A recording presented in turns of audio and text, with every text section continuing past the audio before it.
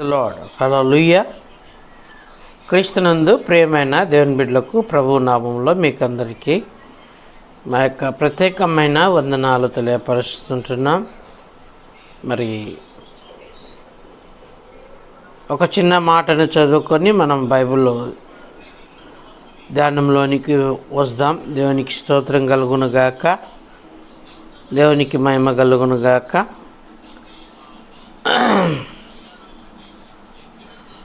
Praise the lord. Bible నుండి ఒక మాట, హెచ్కేఎల్ ప్రవచన గ్రంథము 36వ అధ్యాయం 26వ వచనం. ఏమనుకోవద్దు, హీరోయిన్లు అందరూ మీరు అనుకున్నా నాకు పోయి చదువు. నూతన హృదయము మీకు ఇచ్చేదను, నూతన స్వభావము మీకు కలుగజేసేదను. రాతి గుండె మీలో నుండి తీసివేసి మాంసపు గుండెను ఇచ్చేదను. దానికి ఎందుకు వచ్చిన నా ఆత్మను మీ అందించి నా కట్టడలను అనుసరించి వారిని గాను, నా విధులను గైకొని వారిని గాను మిమ్మల్ని చేసేదను. దానిపై వచ్చిన చదువు ఒకసారి. మీ అపవిత్రత యావత్తు పోవునట్లు నేను మీ మీద శుద్ధ జలమును చల్లుదును, మీ విగ్రహము వలన మీకు కలిగిన అపవిత్రత అంతయు తీసివేసేదను. చాలు. కృప కలిగిన సర్వశక్తివంతుడవైన గొప్ప దేవ, నీ పాదాలకు వేలాది వందనాలు తెలియపరుస్తూ ఉన్నాం. మరి ప్రభువా, ఈరోజు ఈ రీతిగా మరి ప్రభువా ఈ యొక్క వీడియోలో మరి ప్రజల ముందుకు రావటానికి వీడియో ద్వారా, సోషల్ మీడియా ద్వారా మరి ప్రజల ముందుకు రావటానికి మాకు ఇచ్చిన గొప్ప అవకాశాన్ని బట్టి నీకు వందనాలు తెలియపరుస్తూ, నీ మాటలుగా మరి ప్రభువా నీ బిడ్డలతో నీవే మాట్లాడమని యేసునామములో అడుగుతున్నాము తండ్రి, ఆమేన్. క్రీస్తునందు ప్రియమైన దేవుని బిడ్డలకు ప్రభు నామంలో మా యొక్క ప్రత్యేకమైన వందనాలు తెలియపరుస్తూ ఉన్నాం. ప్రియులారా, ఈరోజు మరి కొన్ని బాధాకరమైనటువంటి విషయాలను చెప్పటానికి మరి ఒకే సబ్జెక్టుని తీసుకొని రావటం జరుగుతుంది. వాక్యం సెలవిస్తుంది కదా, నూతన హృదయమును నేను నీకు ఇస్తాను. ఇదంతా మనకి చాలామంది ఎన్నోసార్లు బైబిల్లో నుండి రెఫరెన్స్ని ఎత్తుక్కొని దాన్ని విని నింటారు, లేకపోతే చదివి నింటారు. ఒక చోట అంటాడు, మీరు మీ మీ హృదయములను నా తట్టు తిప్పుకొనుడి అని అంటాడు. మీ హృదయాలను దేవుని తట్టు తిప్పుకోవాలని ఒక చోట మాట్లాడతాడు. ఎందుకు మాట్లాడతాడంటే మన హృదయాలను దేవుడు కడగాలని ఇష్టపడుతున్నాడు. అంటే నూతన హృదయముగా చేయాలని ఇష్టపడుతున్నాడు. అయితే చాలామంది హృదయాన్ని దేవుని తట్టు తిప్పుకోవటం లేదు. ఎందుకు ఈ విషయాన్ని చెబుతున్నానంటే, త్వరగా నేను వెళ్ళిపోతా ఉన్నా. ఒక సేవకుడు, విశ్వాస కాదండి, ఒక సేవకుడు ఒక ఊరు నుండి మరొక ఊరికి పిలువబడిన సేవకుడు అంటాడు కదా, బ్రదర్, తన సాక్ష్యంలో చెబుతాడు, బ్రదర్, నాకు కొన్ని వేల కోట్ల ఆస్తి ఉంది బ్రదర్, నాకు పలాని ఒక ఎకరాల ల్యాండ్ ఉంది బ్రదర్, పలాని కేజీల బంగారు ఉంది బ్రదర్, మా ఆస్తి పితరుల నుంచి వచ్చింది బ్రదర్. అయితే దేవుడు నాకు పిలిపించాడు కనుక అబ్రహామును దేవుడు ఎలాగే పిలిచాడో అలాగనే నన్ను కూడా దేవుడు పిలిచాడు కనుక ఆ ఆస్తిని వదిలిపెట్టి ఏం చేస్తున్నాడంట, సేవకు వస్తున్నాడంట. ఏం చేస్తున్నాడు? ఆస్తిని వదిలిపెట్టి సేవకు వస్తున్నాడంట అని సాక్ష్యంలో చెబుతాడు.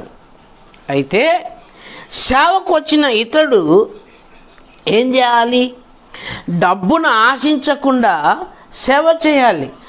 సేవకు కూడా డబ్బు అవసరం, కాదని చెప్పను. కానీ డబ్బు ఆశించకుండా సేవ చేయాలి. డబ్బు ఆశించకుండా సేవ చేయాలి అని అంటే ఒక్కరి దగ్గర కూడా ఒక్క పైసా అడగకుండా ప్రేరేపించిన వారు తప్ప వేరే వారిని అడగక సేవ చేయాలి. కానీ ఈరోజు సేవకులు ఏం చేస్తున్నారంటే, సేవకులు చేస్తున్న మాట చెప్తున్నా, ఏం చేస్తున్నారు, ఏదైతే డబ్బును వదిలిపెట్టి వచ్చామో అని అంటున్నారో అదే డబ్బు కోసం కుక్క ఏదైతే గతుకుతుందో దాన్ని అదే వాంతికి చేస్తుందంట. వాంతిగా చేసినది మళ్ళా కుక్క గతుకుతుందంట. అన్నట్లుగా ఏదైతే డబ్బును, ఆస్తిని, పరపతిని, లేకపోతే పలుకుబడిని, లేకపోతే అండబలము, ఖండబలము ఏదైతే వదిలిపెట్టొచ్చామని చెబుతూ సాక్ష్యాలు చెప్తారో అదే వాళ్ళు ఈరోజు క్యూఆర్ కోడ్లు పెట్టుకొని ధనం కావాలి అని అంటున్నారు. ధనం కావాలి అని అంటున్నారు. కానీ ప్రభు ఏమంటాడు అని అంటే, నీ ధనము, నీ సమయము, నీ సమయమును దేవుని కోసం ఖర్చు పెట్టాలా అని అంటున్నాడు దేవుడు.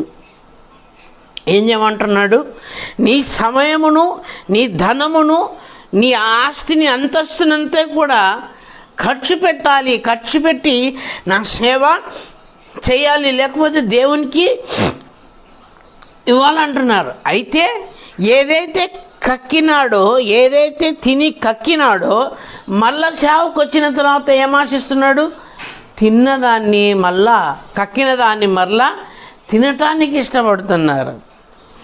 ఇట్లాంటి వాళ్ళ వలన నిజమైన సేవకులు కూడా నష్టపోతున్నారు.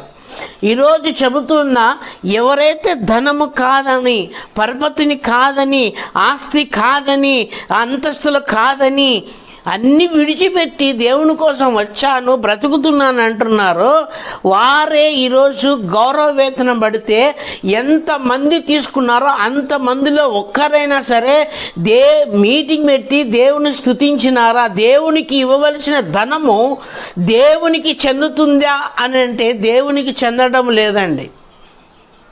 దేవునికి చెందడం లేదు. అందుకే నేను చెప్పా, బాధాకరమైన విషయాలు ఏమైపోతున్నాయి. దేవునికి ఇంతకుముందు చాలామందిని దైవ సేవకులను అడిగితే, బ్రదర్ నాకు ఎటువంటి సోర్సెస్ లేదు, నేను ఏమి చేయలేను అన్న వాళ్ళే ఈరోజు అంత ఇంతో దేవుడు నీకు ధనం ఇస్తే ఏం చేస్తున్నావు దైవ సేవకుడా? చిన్న సేవకులను అడుగుతున్న, పెద్ద సేవకులు నేను అడగటంలే. పెద్ద సేవకులకు వాళ్ళు మినిస్ట్రీలు ఉన్నాయి, అంతస్తులు కట్టుకున్నారు, వాళ్ళు బాగున్నారు, వాళ్ళు కష్టపడ్డారు.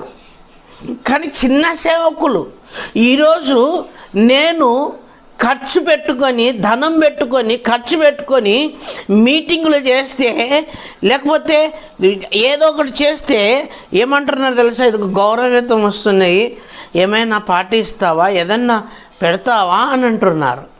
ఎవరి కోసం పెట్టాలి నేను? దేనికోసం పెట్టాలా? ఎంత కష్టపడ్డానో, ఎంత కష్టపడడానికి ఎంత నష్టపోయానో అది నాకు తెలుసు. కానీ నేను అడుగుతున్నా, గౌరవ వేతనం పొందుకున్న సేవకులారా ఎంతమంది అయితే ఉన్నారో ప్రతి ఒక్కరిని అడుగుతున్నా, ఒక్క పైసా నాన్న, ఒక్క పైసా నువ్వు దేవుని కోసం ఖర్చు పెట్టినావా? ఒక్క పైసా దేవుని కోసం వినియోగిస్తున్నావా? ఎక్కడ చూసినా రౌడీ షీటర్స్ కదా, ఏమంటారు, స్ట్రీట్ను పంచుకుంటున్నట్లుగా పంచుకొని కానుకలు తీసుకొని జోలేసుకుంటున్నారే తప్ప ఎవరికైనా దేవుణ్ణి ఘనపరచాలి, దేవుణ్ణి స్తుతించాలి, దేవుణ్ణి ఆరాధించాలి. అపోస్తలుడైన పౌలు మాట్లాడతాడు కదా, ఇది మనము డబ్బును సంపాదించుకున్నటకు సమయం కాదని అంటాడు. డబ్బును సంపాదించుకున్నటకు సమయం కాదయ్యా అని అంటాడు. దేవుని బిడ్డలారా, ఎంతమంది ఈరోజు ఏదైతే డబ్బును, ఆస్తిని వదిలిపెట్టి వచ్చారో దానికోసమే నేను చెప్తున్న ధైర్యంగా, నేనైతే మినిస్ట్రీ మొదలుపెట్టిన నుంచి నా సొంత డబ్బులు వేసుకొని నాకు ఎటువంటి సోర్సెస్ లేవు, ఎటువంటి ఇన్కమ్ లేవు. నా సొంత డబ్బులు తీసుకొని యాంప్లిఫైయర్ సిస్టమ్స్ అన్నీ కొని మీటింగ్స్ పెడుతూ ఉంటే, మీటింగ్స్కి వెళ్ళిపోతూ ఉంటే దాన్ని కూడా అడ్డుకోవడానికి ఈరోజు సైతాన్ని చూస్తూ ఉంది. దాన్ని కూడా అడ్డుకోవడానికి సైతాన్ని ఈరోజు చూస్తూ ఉంది. ఎందుకు బాధాకరమైన విషయాలు అంటే, దేవుణ్ణి ఆరాధించకుండా ఉండే బ్రతికి అసలు ఏంటికి ఎందుకు బ్రతుకుతున్నాం మనమంతా? తిని పొట్టలు పెంచనీకనా దేవుణ్ణి ఆరాధించవలసిన సమయంలో దేవుణ్ణి ఆరాధించకుండా తిని బలిసి పొట్టలు పెంచుకొని